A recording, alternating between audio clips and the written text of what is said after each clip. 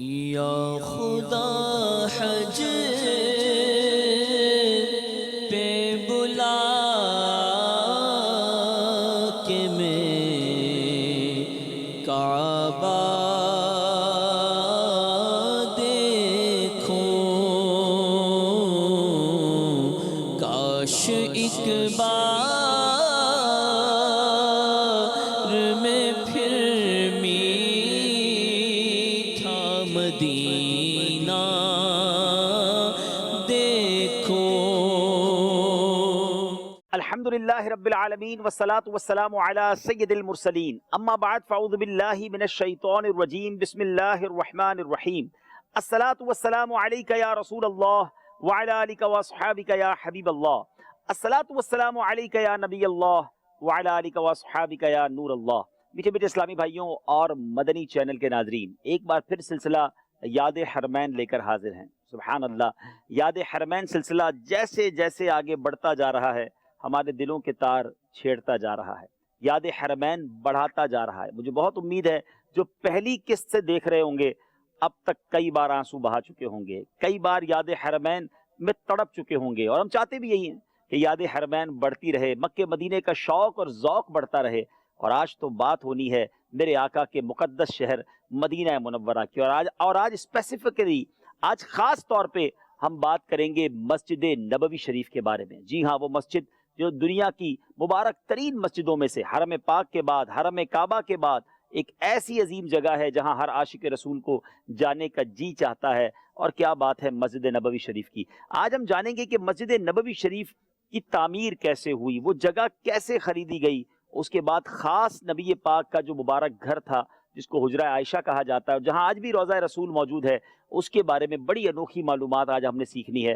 اور اس کے بعد مسجد نبوی شریف کے مبارک 8 موسٹ امپورٹنٹ خاص ستونوں کے بارے میں سننا ہے، منبر رسول کے بارے میں جاننا ہے، اور ساتھ ساتھ اصحاب صفہ کے چبوترے پر بھی بات ہوگی۔ گویا آج مسجد نبوی شریف کی تصور میں سیر کرنی ہے، گویا ایک زبردست روحانی ٹور کرنا ہے۔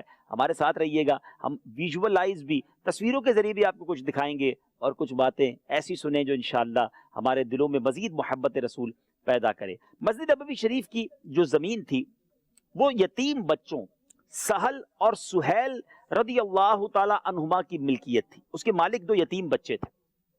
یہاں مشرکین کی قبریں بھی تھی اور زمین بھی ناہموار تھی، بالکل پلین زمین نہیں تھی۔ یہ دونوں بچے حضرت اسعد رضی اللہ تعالیٰ عنہ کی زیر کفالت، یعنی ان کی ذمہ داری میں تھے۔ اس زمین پر کھجوریں خشک کی جاتی تھی۔ نبی پاک علیہ الصلوۃ والسلام نے ان بچوں سے فرمایا کہ یہ جو جگہ ہے، یہ پلاٹ جو ہے ہمیں فروخت کر دو تاکہ ہم یہاں مسجد تعمیر کر سکیں۔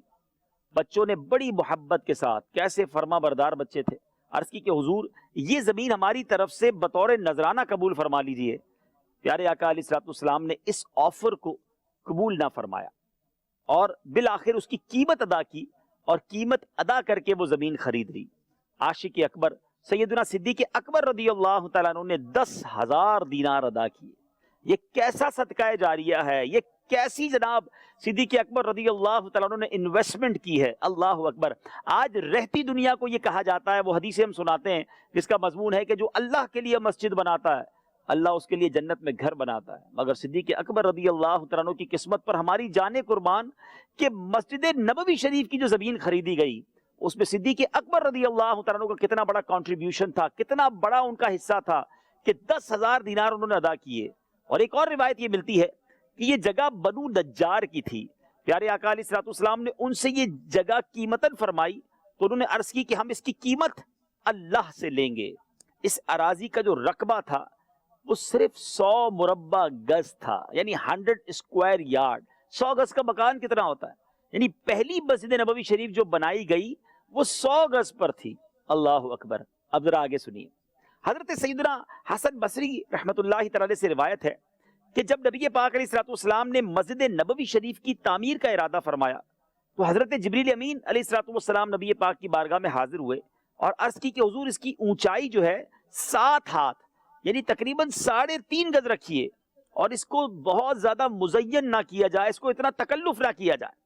اور اس وقت تعمیرات کا یہی انداز تھا، مسجد میں طاق نما محراب، گنبد اور مینارہ وغیرہ نہیں ہوتا تھا، تبدیلی حالات کے سبب اب عالی شان مسجدیں بنانے کی علماء نے اجازت دی ہے، لیکن ناظرین اس زمانے میں بھی اور اب بھی جو بالکل امام کے سامنے محراب ہو اس میں زیادہ نقش و نگار اور تکلف کرنا اس لیے مکروہ ہے کیونکہ محراب میں نقش و نگار ہوگا، کعبے کی سمت دیوار میں بہت زیادہ نقش و نگار ہوگا تو جو مقتدی یا نماز پڑھنے والا ہے اس کی توجہ بٹ سکتی ہے۔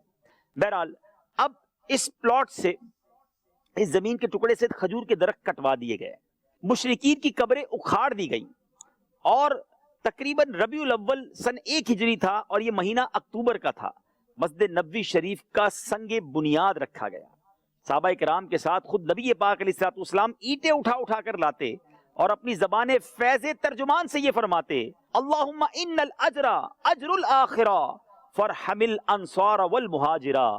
کیا دعا تھی؟ اے رب قدوس، آخرت کا بدلہ ہی بہتر ہے، تو انصار اور مہاجرین پر رحم فرما۔ یہ کیسی مسجد تھی جس کی تعمیر صحابہ کرام پتھر اٹھا کر لا رہے ہیں، اور نبیوں کے سرور صلی اللہ تعالی علیہ وسلم نے بھی اس کی تعمیر میں حصہ لیا۔ حضرت ابو ہریرہ رضی اللہ تعالیٰ عنہ فرماتے ہیں کہ مدینے والے آقا میٹھے میٹھے مصطفیٰ صلی اللہ تعالی علیہ وسلم اینٹیں اٹھا کر لا رہے تھے، تو یہ دیکھ کر میں نے عرض کی حضور یہ اینٹیں مجھے دے دیجئے، میں لے جاتا ہوں۔ فرمایا اور بہت ساری اینٹیں رکھی ہوئی ہیں، وہ اٹھا لو، میں لے جا رہا ہوں۔ اللہ اکبر۔ مسجد نبوی شریف کی کچی اینٹوں سے تعمیر کی گئی، اس کی چھت کھجور کی شاخوں سے تھی، اور اس کے جو تنے تھے وہ کھجور، جو اس کے ستون تھے وہ کھجور کے تنے تھے۔ کیا میرے آقا کا انداز! یہ کیسی سادہ سی مسجد بنائی گئی، اور کائنات میں اب ساری دنیا کے دلوں کی دھڑکن جو ہے، عاشقان رسول کی دلوں کی دھڑکن، ان کا منبع، ان کا یوں سمجھیے کہ زندگی کا مقصد ہے اس مسجد میں حاضری دینا۔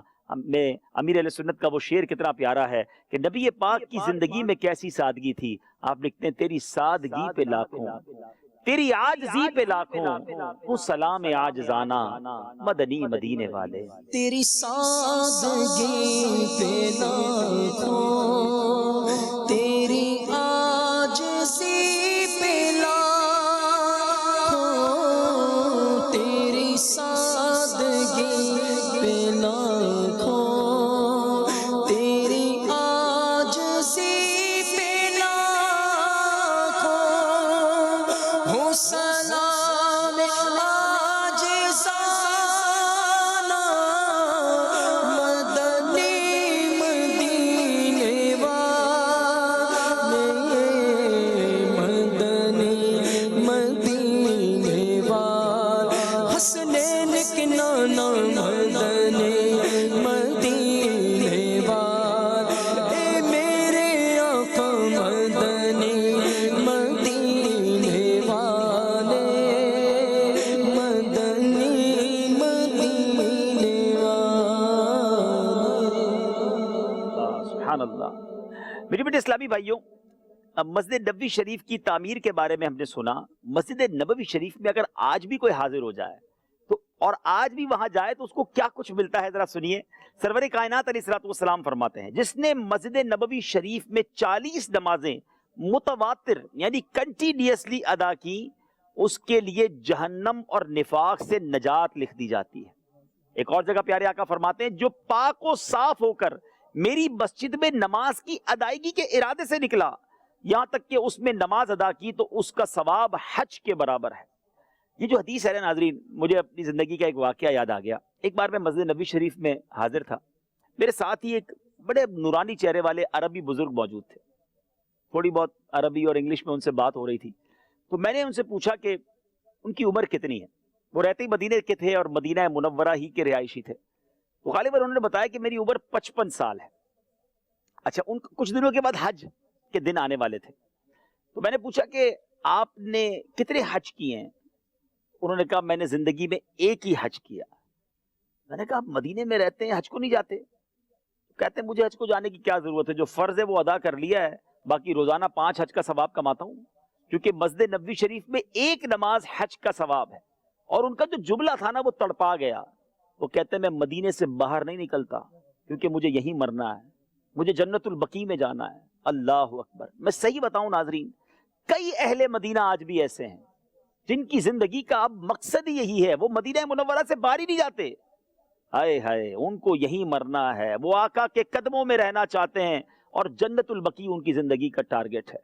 کیا بات ہے، یہی یہ سوچ واقعی کمال کی سوچ ہے۔ سیدی اعلیٰ حضرت نے یہی تو اشارہ فرمایا نا کہ طیبہ میں مر کے ٹھنڈے چلے جاؤ آنکھیں بند، سیدھی سڑک یہ شہر شفاعت نگر کی ہے۔ سبحان اللہ۔ ایک اور حدیث جس میں مسجد نبوی شریف کی مزید فضیلت حاصل ہو جائے گی، امید کرتا ہوں جو مدینے جانے والے ہیں اور مجھے سن رہے ہیں تو اب زیادہ وقت مسجد نبوی شریف میں گزاریں، اپنی زندگی میں جو لمحات ملے ہیں مکے مدینے میں وہ حرمین طیبین میں گزاریں، ہوٹل میں کھانے پینے گھومنے پھرنے میں نہ گزاریں۔ پیارے آقا فرماتے ہیں میری اس مسجد میں ایک نماز 50,000 نمازوں کے برابر ہے۔ اللہ مجھے اور آپ کو بار بار مسجد نبوی شریف کی حاضری عطا فرمائے، اور کاش وہاں جا کر یہ کلام پڑھنا اور سننا نصیب ہو جائے کہ میں مسجد نبوی میں آیا ہوں۔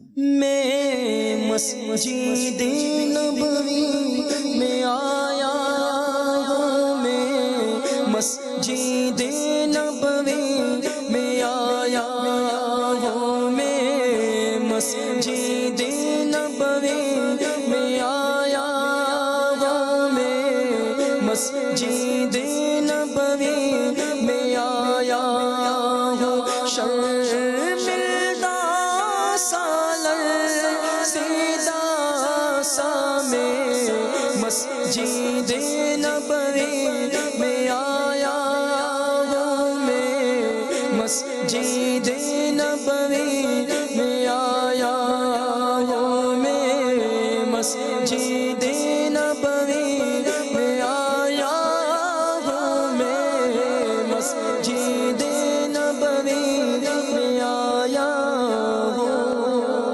سبحان اللہ۔ انشاءاللہ وہ دن آئے گا جب ہم بھی کہیں گے کہ میں مسجد نبوی میں آیا ہوں انشاءاللہ۔ اب پوری کائنات کا یوں سمجھیے جو مرکز ہے، جس کو کہیں کہ ساری دنیا کا جو مرجع ہے، وہ عین روضہ رسول آقا علیہ الصلوۃ والسلام جہاں جلوہ فرما، اور واقعی وہ جو منظر ہے نا سنہری جالیوں کا اور سبز گنبد کا، سبز گنبد عین حجرہ عائشہ یعنی پیارے آقا کے روضہ انور کے اوپر بنا ہوا ہے نا، مزار انور کے اوپر بنا ہوا ہے، یہ اتنی حسین عمارت ہے ناظرین، دنیا میں اس سے زیادہ حسین کوئی عمارت نہیں ہے۔ وہ بڑی پیاری بات شاعر لکھتے ہیں نا، اعزاز یہ حاصل ہے تو حاصل ہے زمین کو، اعزاز یہ حاصل ہے تو حاصل ہے زمین کو، افلاک پہ تو گنبد خضرا نہیں کوئی۔ یقین کریں آسمانوں پر بھی ایسا منظر نہیں ہے جو گنبد خضرا ہم اپنی آنکھوں سے دیکھتے ہیں، اور نبی پاک کے روضے کی جو حاضری ہے۔ مسجد نبی شریف میں مشرق کی جانب وہ بکائے نور، وہ نور کا منبع واقع ہے جہاں پیارے آقا علیہ الصلوۃ والسلام جلوہ گر ہیں۔ یہ وہی حجرہ مبارکہ ہے جسے مسجد نبوی شریف کی پہلی تعمیر کے وقت ہی پیارے آقا علیہ الصلوۃ والسلام کی رہائش کے لیے تیار کیا گیا تھا، اور یہی ام المومنین حضرت سیدنا عائشہ صدیقہ رضی اللہ تعالی عنہا تقریباً 9 برس تک میرے آقا علیہ الصلوۃ والسلام کی خدمت میں حاضر رہیں، اسی بنا پر اسے حجرہ عائشہ بھی کہا جاتا ہے۔ گارے اور مٹی سے بنی دیواروں اور کھجور کی ٹہنیوں اور پتوں کی چھت پر مشتمل مختصر رقبے کا یہ گھر شاید اس وقت مدینہ منورہ کی سب سے سادہ ترین عمارت تھی۔ اس مکان عالی شان کی جو چھت شریف کی بلندی تھی نا، یہ قد آدم یعنی انسانی قد سے بس 1 ہاتھ زیادہ تھی۔ بعد میں اس کے اطراف میں کئی ایسے ہی حجرے بنائے گئے جس میں دیگر امہات المومنین کے لیے ایک کے بعد دیگرے گھر تعمیر کیے گئے۔ حضرت علامہ شیخ عبدالحق محدث دہلوی رحمۃ اللہ تعالی فرماتے ہیں بعض مکانات جرید نخل یعنی کھجور کی صاف ٹہنیوں کے تھے، ان کو کمبل سے ڈھانپا ہوا تھا، اور دروازے پر بھی کمبل کے پردے تھے۔ تمام مکانات قبلے کی طرف اور مشرق و شام کی جانب تھے، مغرب کی سمت کوئی مکان نہ تھا۔ بعض مکان شریف کچی اینٹوں کے بھی تھے، جن عاشقان رسول کو اپنے مکان چھوٹے اور تنگ معلوم ہوتے ہیں نا، اب یہ زبردست مدنی پھول لے لیجئے کہ جن کو لگتا ہے یار میرا گھر تو بہت چھوٹا ہے، میں تو ایسٹ اوپن گھر میں رہتا ہوں، 1 کمرے کا گھر ہے، 2 کمرے ہی ہیں، اتنے بڑی بڑی کوٹھیاں ہیں لوگوں کے پاس۔ ذرا سنو تو صحیح، میرے آقا کا جو گھر تھا، بی بی عائشہ کا جو حجرہ تھا، اور امہات المومنین ہماری ماؤں کے جو گھر تھے، اور کائنات میں مقدس ترین یہ گھر تھے جہاں تقریباً روز ہی آقا کی گزر ہوتی تھی، یہ مکان بظاہر کتنے چھوٹے تھے مگر اس میں رہنے والے سارے اللہ کی رضا پر راضی تھے، کسی کی زبان پر شکوہ نہ تھا۔ بڑے گھر سے کچھ نہیں ہوتا، بڑے دل سے ہوتا ہے۔ انسان اللہ کا پسندیدہ بن جائے تو چھوٹی جگہ پر بھی وہ بڑی برکت کے ساتھ اور رحمت کے ساتھ رہتا ہے۔ اور اگر رب ناراض ہو، مصیبتیں آ جائیں تو بڑے بڑے محلات میں بھی رات نیند نہیں آتی، وہ سناٹا کاٹنے کو دوڑتا ہے، بے چینی کا عالم ہو جاتا ہے۔ اللہ مجھے اور آپ کو جہاں رکھے خوش رکھے، آباد رکھے، رحمتوں میں رکھے اور اپنی رضا کے سائے میں رکھے۔ بہرحال ہمیں ہر حال میں اللہ کا شکر ادا کرنا چاہیے اور صبر سے کام لینا چاہیے۔ نبی پاک کونین کے والی ہیں، رب کے حبیب ہیں، اللہ کے خزانوں کے مالک ہیں، مگر سادگی کیسی ہے، شکوہ نہیں ہے، شکایت نہیں ہے۔ مولانا حسن ادا خان صاحب کیا کمال کی بات فرماتے ہیں، کاش یاد آئیں یہ باتیں۔ آپ لکھتے ہیں خسروے کون و مکان، خسروے یعنی بادشاہ کون و مکان، اور تواضع ایسی یعنی انکساری کیسی ہے، خسروے کون و مکان اور تواضع ایسی، ہاتھ تکیا ہے تیرا خاک بچھونا تیرا۔ اسی طرح کی بات امیر اہل سنت لکھتے ہیں نا، کبھی جو کی موٹی روٹی تو کبھی کھجور پانی، تیرا ایسا سادہ کھانا مدنی مدینے والے، ہے چٹائی کا بچھونا کبھی خاک ہی پہ سونا، کبھی ہاتھ کا سرہانا مدنی مدینے والے۔ کبھی جو کی موٹی روٹی تو کبھی کھجور پانی، کبھی جو کی موٹی روٹی تو کبھی کھجور پانی، تیرا ایسا سادہ کھانا، تیرا ایسا سادہ کھانا مدنی مدینے والے، مدنی مدینے والے، سارا کے بابا مدنی مدینے والے، مدنی مدینے والے، ہے چٹائی کا بچھونا کبھی خاک ہی پہ سونا، ہے چٹائی کا بچھونا کبھی خاک ہی پہ سونا، کبھی ہاتھ کا سرغانا مدنی مدینے والے، مدنی مدینے والے، میرے پیارے آقا مدنی مدینے والے، مدنی مدینے والے۔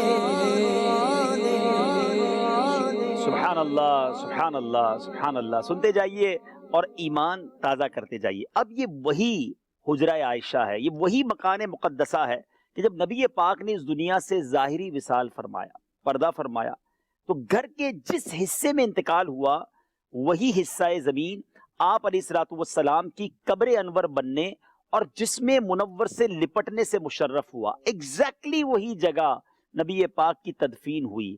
ام المومنین حضرت عائشہ صدیقہ رضی اللہ تعالیٰ عنہ اپنی وفات شریف تک اسی حجرہ اقدس میں مقیم بھی رہی، یعنی مزار پر انوار بھی تھا اور بی بی عائشہ بھی وہاں آپ نے بھی قیام رکھا۔ اور اب آگے سنیے کہ پیارے آقا کی تو مبارک مزار شریف وہاں بن گئی، اب حضرت ابوبکر صدیق رضی اللہ تعالیٰ عنہ اور حضرت عمر فاروق کا وہاں پر کیسے تدفین کا سلسلہ ہوا۔ جب حضرت ابوبکر صدیق رضی اللہ تعالیٰ عنہ امیر المومنین تھے، آپ کا وقت رخصت آیا تو آپ نے وصیت فرمائی کہ میرے جنازے کو شاہ بحر و بر، مدینے کے تاجور صلی اللہ تعالی علیہ وسلم کے روضہ انور کے پاک در کے سامنے رکھ کر عرض کرنا، السلام علیکہ یا رسول اللہ ھذا ابو بکر بالباب، یا رسول اللہ ابو بکر حاضر دربار ہے، اگر دروازہ مبارکہ خود بخود کھل جائے تو اندر لے جانا، ورنہ جنت البقیع میں دفن کر دینا۔ اب ذرا بڑی امیزنگ بات ہے اور بڑی عقیدے کی بات ہے، حضرت ابوبکر صدیق سے بڑا تو کوئی عالم نہیں، کوئی مفتی نہیں، آپ تو بعد الانبیاء یعنی افضل البشر بعد الانبیاء ہیں، انبیاء اور رسل کے بعد سب سے افضل ہستی حضرت ابوبکر صدیق ہیں۔ یعنی آپ کا عقیدہ کیا تھا کہ پیارے آقا مزار پر انوار میں حیات ظاہری کے ساتھ دیکھ رہے ہیں اور میری پکار سنیں گے اور اگر وہ چاہیں گے تو دروازہ خود بخود کھلے گا۔ حضرت ابوبکر صدیق کا عقیدہ یہ ہے۔ اور اس کے بعد ایک اور کمال کی بات کہ حضرت ابوبکر صدیق کے دنیا سے پردہ فرمانے کے بعد صحابہ کرام کہتے ہیں یہ کیسی وصیت ہے، اس پر عمل کرنے کی ضرورت کیا ہے؟ نہیں جناب، بڑے بڑے صحابہ اکرام، خلفائے راشدین موجود ہیں، عشرہ مبشرہ کے صحابہ موجود ہیں، سب نے اس وصیت پر عمل کیا۔ ان کی میت کو، ان کے جنازے کو نبی پاک کے روضے کے سامنے رکھا گیا اور وہاں یہی عرض کیا گیا، السلام علیکہ یا رسول اللہ، ابو بکر حاضر دربار ہے۔ اللہ اکبر، دروازے کا تالا خود بخود کھل گیا اور آواز آنے لگی، جی ہاں، روضہ انور سے آواز آئی، اور یہ تفسیر کبیر میں لکھا، آواز کیا آتی ہے؟ ادخل الحبیب الی الحبیب فإن الحبیب الی الحبیب مشتاق، دوست کو دوست سے ملا دو کہ دوست کو دوست کا اشتیاق ہے، یعنی شوق ہے۔ اور اب حضرت ابوبکر صدیق کی تدفین نبی پاک کے بالکل برابر بیات کے پہلو میں ہو گئی۔ اب حضرت عمر فاروق رضی اللہ تعالیٰ عنہ نے جب شہادت پائی تو آپ بھی حجرہ مطہرہ خلیفۃ المسلمین حضرت سیدنا صدیق اکبر رضی اللہ تعالیٰ عنہ کے پہلو میں آپ کو دفن کیا گیا۔ اللہ اکبر، یہ کیسا منظر ہے کہ نبی پاک بھی ہیں اور دو ایسے قریبی یار بھی ساتھ ہیں۔ اللہ اکبر، کیا خوبصورت بات سیدی اعلیٰ حضرت لکھتے ہیں نا، اسی بات کو سمجھاتے ہوئے لکھتے ہیں، آپ فرماتے ہیں سادین کا کران ہے پہلو شاہ میں، جھربٹ کیے ہیں تارے تجلی کمر کی ہے۔ اللہ اکبر، اور صدیق عمر رضی اللہ تعالیٰ عنہ پیارے آقا کے ساتھ ہی موجود ہیں۔ اور اب اس کے بعد کیا ہوا؟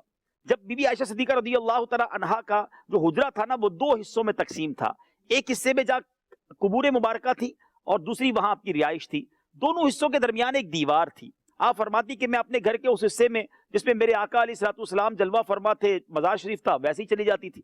اس کے بعد جب سیدنا ابوبکر صدیق رضی اللہ تعالیٰ عنہ کا مزار آیا تو میں اس حال میں داخل ہوتی تھی کہ خاص پردے کا اہتمام نہیں کرتی تھی کہ میرے والد ہیں اور میرے آقا علیہ الصلوۃ والسلام یعنی میرے سرتاج ہیں۔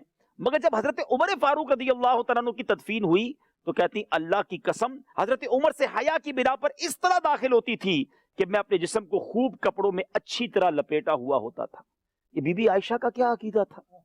ذرا سوچو نا، کہ نبی پاک بھی دیکھ رہے ہیں، صدیق اکبر بھی دیکھ رہے ہیں اور عمر فاروق بھی ملاحظہ فرما رہے ہیں۔ اللہ اکبر، اگر آج کوئی نبی پاک کے در پر جا کر اور یہاں سے یہ کہے کہ آقا ہم پر نظر کرم فرمائیے اور وہ ہمیں ملاحظہ کر رہے ہیں، تو یہ عقیدہ تو حضرت ابوبکر صدیق کا ہے، یہ عقیدہ تو صحابہ اور ہمارے اصحاب کا ہے۔ اللہ اکبر، یقیناً ہم بھی یہی کرتے ہیں، اور یہی بات تو سیدی اعلیٰ حضرت نے کہی ہے کہ تو زندہ ہے واللہ، تو زندہ ہے واللہ، میرے چشم عالم سے چھپ جانے والے، تو زندہ ہے واللہ، تو زندہ ہے واللہ، میرے چشم عالم سے چھپ جانے والے، میرے چشم عالم سے چھپ جانے والے۔ اب یہاں اسلامی بہنوں کے لیے بھی زبردست درس ہے، عقیدے کی بات تو ہو گئی، ایک درس بڑا زبردست ہے کہ بی بی عائشہ صدیقہ رضی اللہ تعالی عنہا کا پردے کا نظام دیکھیں کہ وہ حضرت عمر فاروق رضی اللہ تعالیٰ عنہ کے مزار سے بھی پردہ کر رہی ہیں، حالانکہ قبروں سے پردے کی یعنی حکم نہیں ہے، مگر یہ احتیاط۔ مگر آج بازاروں میں گھومنے والی، آج بے پردہ گھومنے والی پیارے آقا علیہ الصلوۃ والسلام کی، جس کو آپ کہیں کہ اپنے آپ کو کنیز بھی کہتی ہیں، اہل بیت اطہار کی غلام بھی کہتی ہیں، کلمہ پڑھنے والی ہماری بہنوں کو کیا ہو گیا؟ نہیں، اگر ہم نے نبی پاک علیہ الصلوۃ والسلام کا کلمہ پڑھا ہے، اسلام کو اپنایا ہے، تو حیا کی چادر کو بھی اپنائیے۔ نبی پاک کی مبارک بیٹی کے پردے کا عالم کیا تھا؟ خاتون جنت بی بی فاطمہ رضی اللہ تعالی عنہا کے بارے میں آتا ہے، غور سے سنیں میری اسلامی بہنیں، کہ نبی پاک علیہ الصلوۃ والسلام نے دنیا سے جب پردہ فرمایا، اس کے بعد فقط ایک بار خاتون جنت مسکرائیں، اور وہ وجہ کیا تھی کہ جب آپ کو یہ بتایا گیا کہ جنازے کی ایک ایسی ڈولی بنا لی گئی ہے کہ جب اے فاطمہ آپ کا انتقال ہوگا اور آپ کا جنازہ اس ڈولی میں لے کر جائیں گے تو کوئی غیر مرد آپ کی میت کو نہیں دیکھ سکے گا، اس بنا پر آپ مسکرائیں کہ اب میرے جنازے کا بھی پردہ ہو جائے گا۔ اتنا پردے کا اہتمام تھا۔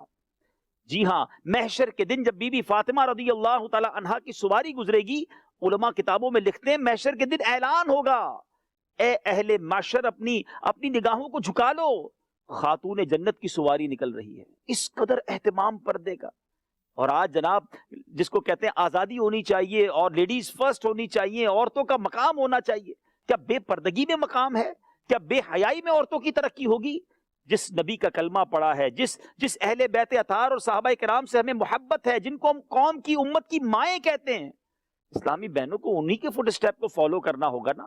بے پردگی میں ترقی نہیں ہے۔ آج عورت کو ایک سمبل بنا دیا گیا ہے، آج عورت کو ایک یوں سمجھیے کہ بیچنے کے لیے پروڈکٹ بنا دیا گیا ہے۔ ہر اشتہار میں عورت ہے، ہر سائن بورڈ پہ عورت ہے۔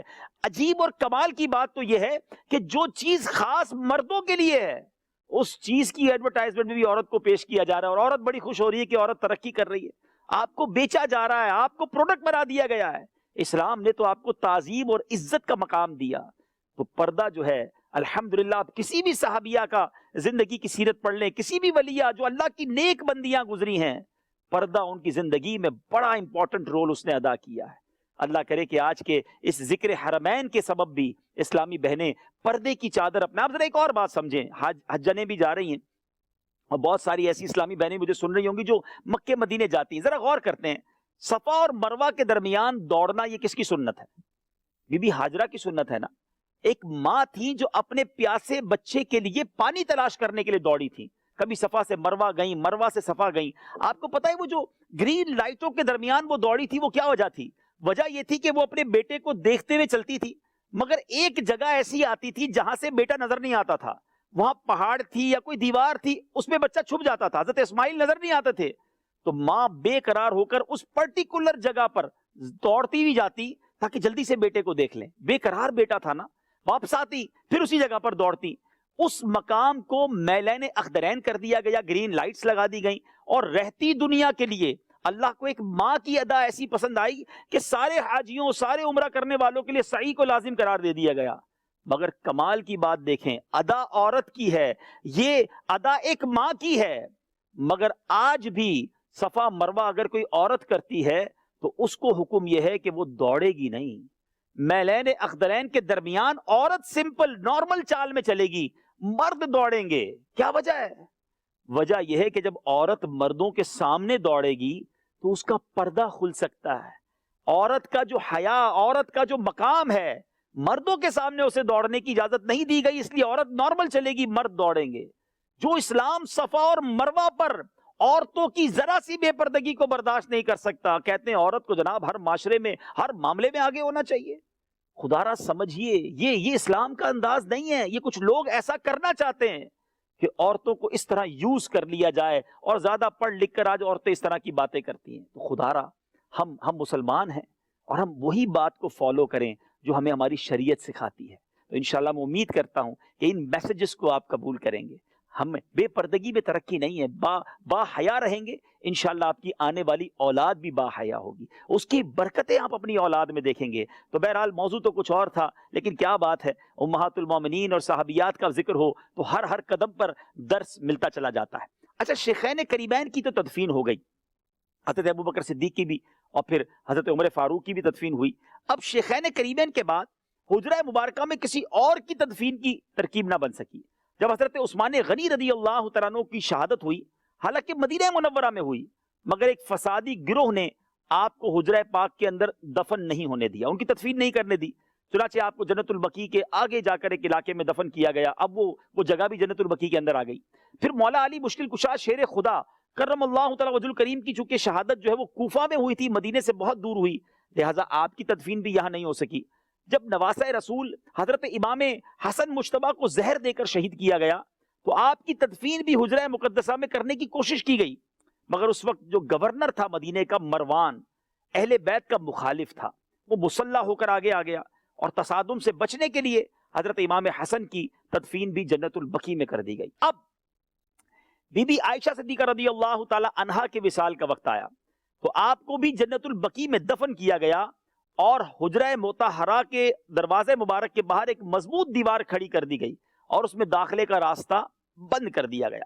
ام المومنین کے وصال کے بعد اب وہ جگہ خالی ہو گئی جہاں آپ کا حجرہ تھا، تو اب وہ چوتھی قبر کے لیے ایک جگہ خالی ہے۔ جی ہاں ناظرین، یہ بڑی کمال کی معلومات ہے، 3 مبارک قبریں موجود ہیں، چوتھی قبر کے لیے ایک جگہ خالی ہے، اور قرب قیامت کے وقت جب قیامت قریب آئے گی، حضرت عیسیٰ علیہ السلام کا نزول ہوگا، اور جب آپ انتقال فرمائیں گے تو آپ کی تدفین بھی حجرہ انور کے اندر ہوگی۔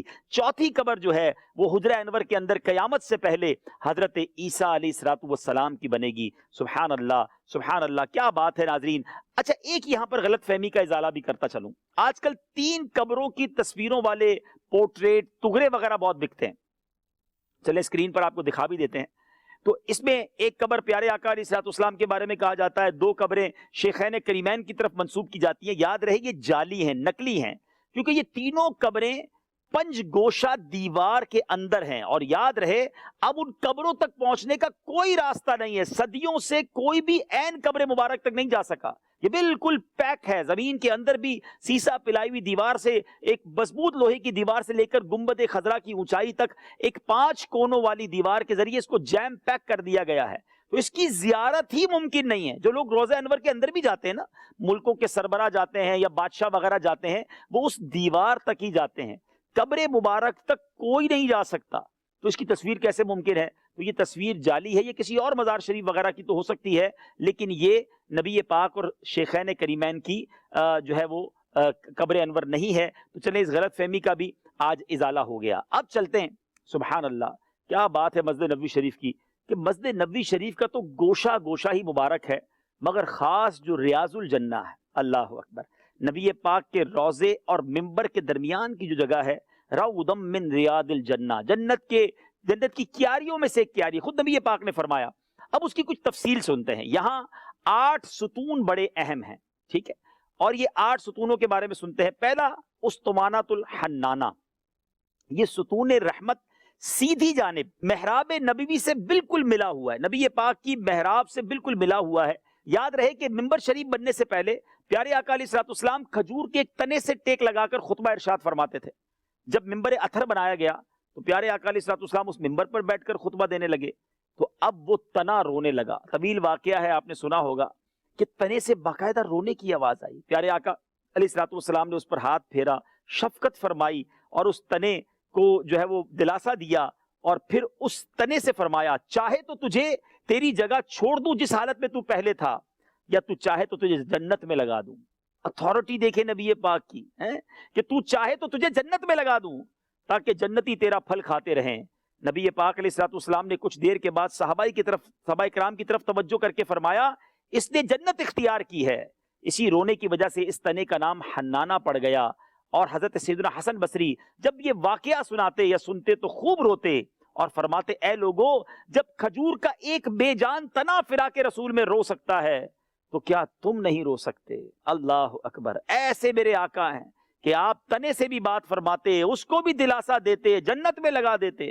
اور ایک اور عشق والی بات کر دوں کہ جب تنا روئے تو نبی پاک سینے لگا لیں، امتی روئے تو کیوں نہ کرم فرمائیں گے۔ رلا کر دے، بٹھا کر دے، سلا کر دے، بلا کر دے، رلا کر دے، بٹھا کر دے، سلا کر دے، بلا کر دے، نبی مختار کل گے جس کو جو چاہے عطا کر دے، نبی مختار کل گے جس کو جو چاہے عطا کر دے، نبی مختار کل گے جس کو جو چاہے عطا کر دے، شہابانی عطا کر دے،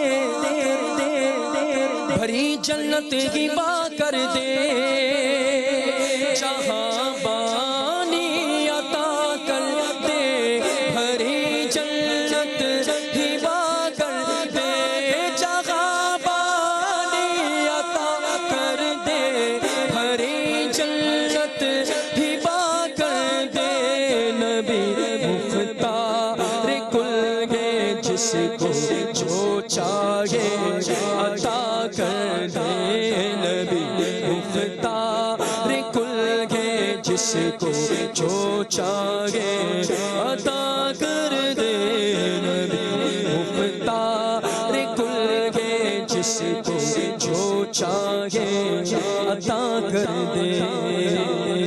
سبحان اللہ سبحان اللہ. جب محراب رسول پر جانا ہو، آپ کو پکچر کے ذریعے بھی سمجھاتے ہیں، یہ ریاض الجنہ کے اندر ہی آج بھی محراب رسول لکھا ہوا ہے، بالکل اس کے ساتھ ہی چپکا ہوا یہ ستون ہے اور اوپر لکھا ہوا بھی ہے.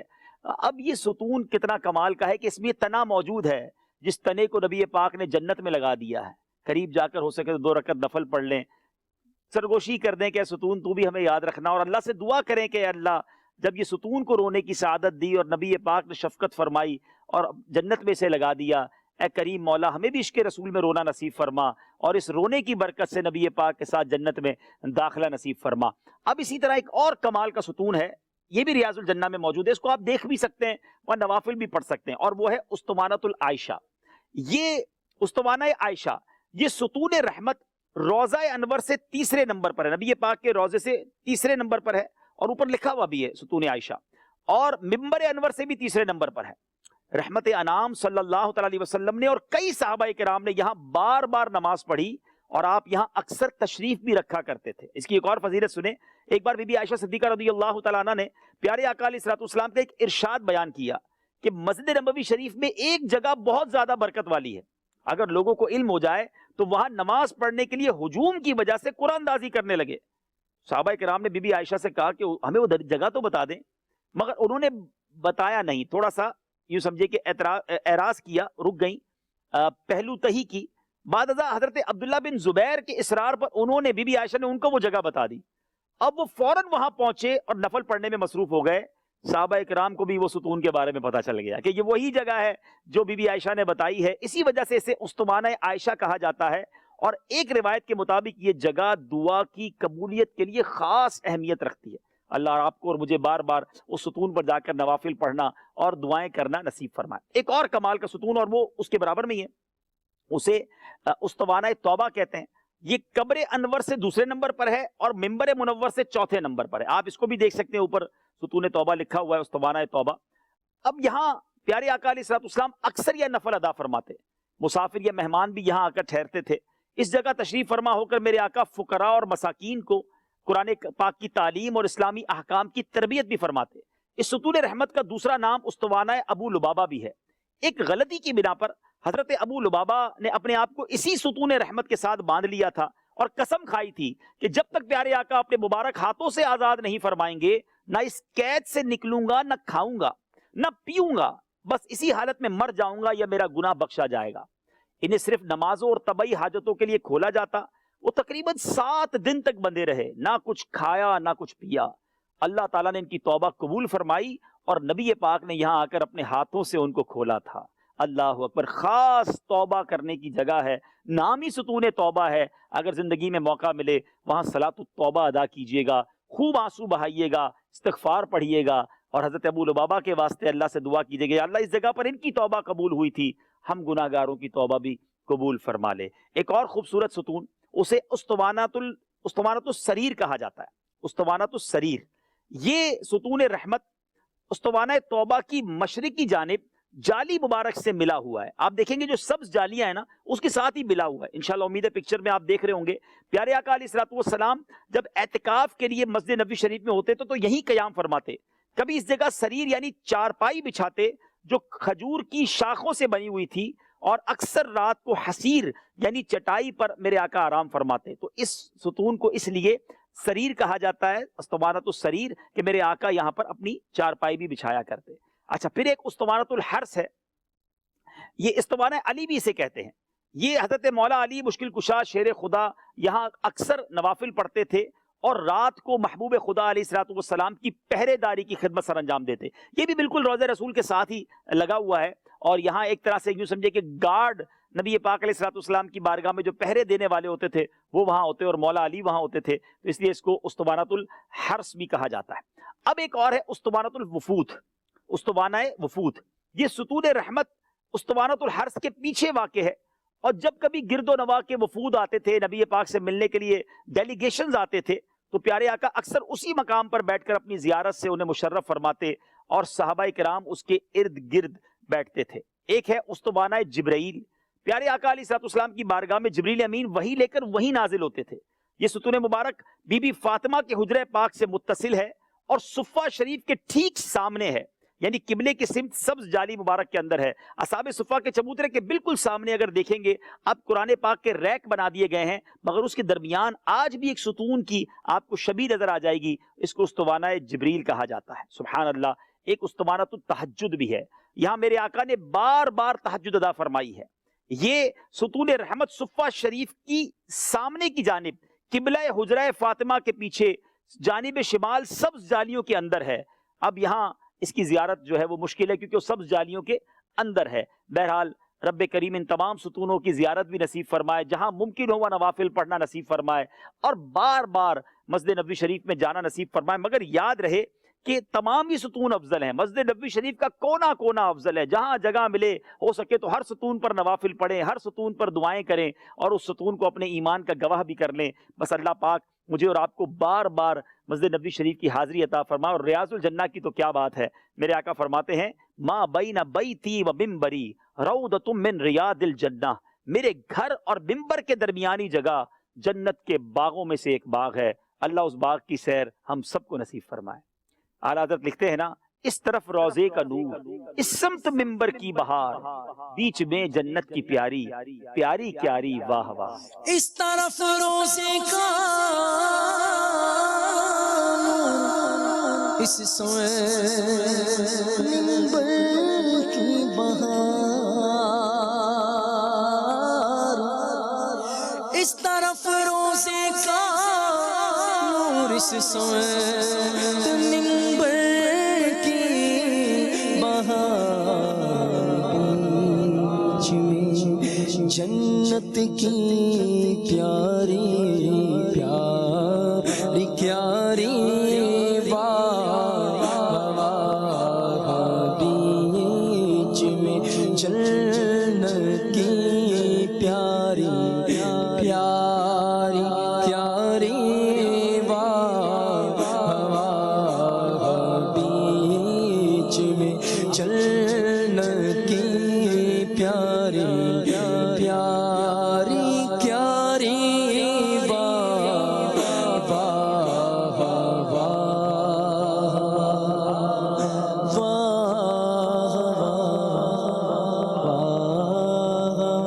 بولو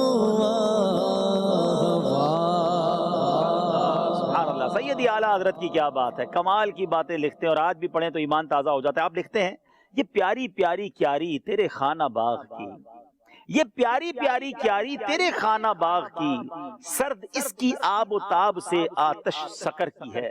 سکر کہتے ہیں جہنم کو. یا رسول اللہ، یہ جو باغ کی آپ کی کیاری ہے نا، یہ ایسی کیاری ہے کہ اس میں جانے والے کو وہ آب و تاب نصیب ہوتی ہے کہ جہنم کی آگ اس سے ٹھنڈی ہو جاتی ہے. یہ بڑی بڑی دور کی بات لائے ہیں. اصول یہ ہے کہ جو بندہ پہلے جنت میں چلا جائے گا نا، کبھی بھی دوزخ میں نہیں جائے گا. یعنی کئی لوگ ایسے ہوں گے جو اپنے گناہوں کے سبب جہنم میں جائیں گے، مگر اپنے گناہوں کی سزا پا کر جب جنت میں جائیں گے نا، وہ ہمیشہ ہمیشہ اس میں رہیں گے. سیدی اعلیٰ حضرت نے کمال کا ایک سوال بھی کیا اور اللہ کی رحمت کو گویا پکارا کہ اے رب، تیرا اصول ہی ہے کہ جو جنت میں جائے گا پھر وہ دوزخ میں نہیں جائے گا. تو میرے رب تیرے حبیب نے اس جگہ کو جنت کی کیاری فرمایا ہے، تو میں گناہگار تو ہو آیا، پیارے آقا کے کرم سے اے اللہ میں اس جنت کی کیاری میں تو ہو آیا، جنت میں داخل ہونے کے بعد جہنم میں کیسے جائیں گے. سیدی اعلیٰ حضرت اپنے ایک اور شعر میں لکھتے ہیں جنت میں آ کے نار میں جاتا نہیں کوئی، شکر خدا نوید نجات و ظفر کی ہے. اللہ پاک مجھے اور آپ کو ریاض الجنہ میں بار بار جانا نصیب فرمائے، اور وہاں جائیں تو پھر اللہ سے یہی دعا کریں مولا جنت دکھا دی ہے تو اب لمحہ بھر بھی ہمیں عذاب نہ دینا. اور مجھے بڑی امید ہے جس رب نے اپنے حبیب کا در دکھایا، اپنا گھر دکھایا، ان مبارک جگہوں کی سیر کرائی، اب انشاءاللہ جہنم میں نہیں جائیں گے. بس اب کام ایسے کرنے ہیں کہ مدینہ دیکھنے کے بعد، مکہ دیکھنے کے بعد، ان جگہوں کی زیارت کرنے کے بعد اب اللہ کی ناراضی والے کام نہیں کرنے. اور حج مبرور کی تو نشانی علماء نے یہ لکھی، سیدی اعلیٰ حضرت نے بھی لکھی کہ حج مقبول، حج مبرور کی نشانی یہی ہے کہ بندہ پہلے سے اچھا ہو کر لوٹے، مکہ مدینہ دیکھ کر بھی ان کی نافرمانی کرے، اللہ اور اس کے رسول کی نافرمانی کرے. انشاءاللہ نہیں کریں گے. یہ شعر سنتے ہیں طرز میں اور پھر انشاءاللہ سلسلے کو اختتام کرتے ہیں. جنت میں آ کے نار میں جاتا نہیں کوئی، جنت میں آ کے نار میں جاتا نہیں کوئی، شکر خدا نوید نجات و ظفر کی ہے آیا ہے بول دربار نبی سے پیغام صبا لائی گے گلزار نبی سے آیا گے بلاوا مجھے دربار نبی سے دربار نبی سے مدنی چینل دیکھتے رہیے. ابھی کچھ اور تعارف مسجد نبوی شریف اور پھر مسجد نبوی کے بعد مدینے کی مزید زیارتوں کے بارے میں بھی ذکر ہوگا. اگلے سلسلے میں انشاءاللہ اس ذکر کو کنٹینیو کریں گے, باتیں کریں گے مدینے کی. کیا خوب بات ہے, ایسی راتیں بار بار ہمیں ملیں کہ راتیں بھی مدینے کی, باتیں بھی مدینے کی, جینے میں یہ جینا ہے, کیا بات ہے جینے کی. مدنی چینل دیکھتے رہیے. صلو علی الحبیب صلی اللہ تعالی علی محمد صلی اللہ علیہ وسلم. یا خدا حج پہ بلا کے میں کعبہ